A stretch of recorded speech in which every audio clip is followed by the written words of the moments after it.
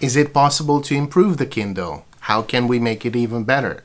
There's no doubt that the Kindle is a wonderful technology that has revolutionized our reading habits in the past few years. It's become really popular in the past 4 or 5 years, and by now it's clear that it's here for the long run. But there are surely features that could be added or tweaked to make the device even better. This video suggests a few such ideas from my own perspective as a frequent user. If Amazon hired me as a consultant to advise them on how to take the Kindle to the next level, this is what I would tell them. This is my wish list for Kindle Plus. If this is something you're interested in, keep watching.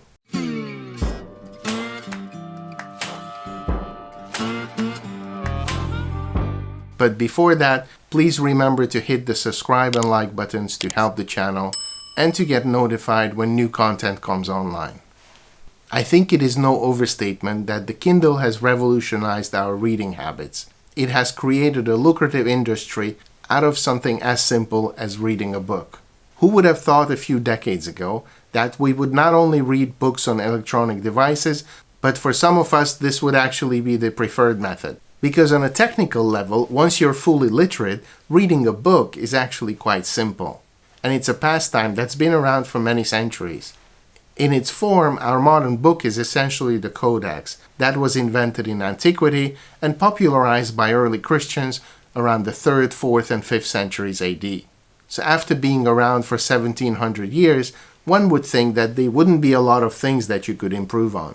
Yet Amazon managed to achieve that many of us are now reading books on Kindle, which is still kind of shaped like a book, but is also fundamentally different. And I'm ready to admit that I like using it, and I do use it a lot. This is one of the few electronic devices I use on a daily basis.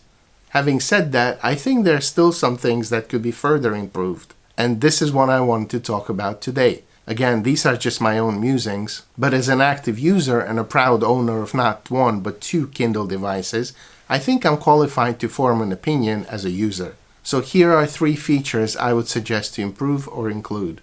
Number 1, retain some of the book's visual features.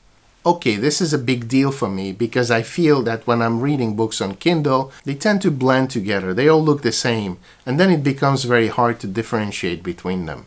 By contrast, real books have texture. They have a cover with a cover design with colors and images, and registering all these features are part of my experience of reading a book. I inevitably associate those features with the contents of the book, and my brain stores them together as an inseparable mesh of information.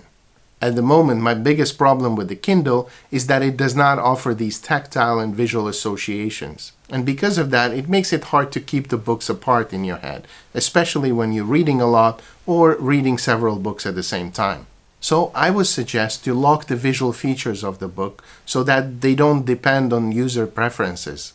I know I can change the font size and the font style, but actually I would prefer these to be set by the publisher, just like in a real book. This way, each book would have a range of visual qualities that make it unique, or at least part of a series. And these would include the font, background color, spacing, etc. Number 2 is retain the page layout. This point is directly connected with the previous one, but is specifically about the page. You see, the page is an interface we're accustomed to interacting with when reading real books completely disappeared in the Kindle. Now your page is dynamic. It changes depending on what font size you choose and where you are in the book. If you adjust the font size, say on page 47, then you can no longer go back to page 25 or 27 and look at those pages the way you saw them 30 minutes ago. This is of course great from the point of view of flexibility because it offers me the option to do whatever I want. I can do this, I can do that, which is oddly empowering. But the fact is, I don't really need all this. I would prefer to have a fixed page layout with set margins and line length so that there would be actual pages where I could return to. And when I think of something that I have read, I know that it was around page 90 towards the top of the page, so I could go back and find that part. And it is not only about being able to find words and sentences because we could search for these in the file.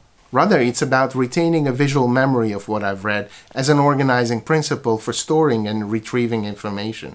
Just like it is the case with real books. Because the human brain is not set up to store information as text. We're not computers, we're much more visual in design. You may argue that when you cannot change the font size, these PDF-like pages would result in illegibly small letters. But I think that in this case, we can learn from web page designers who are able to optimize their pages for different resolutions and devices, so you can read them on your desktop computers, on your tablet, or on your mobile phone. So for the Kindle, perhaps we could have pages that are smaller than in real books and have fewer and shorter lines, but these would remain static. Or perhaps I could choose from 2 different page sizes, not fonts, and then stick with that for the rest of the book. This would still allow me to maintain a link between the visual aspects of the page and the text I'm reading.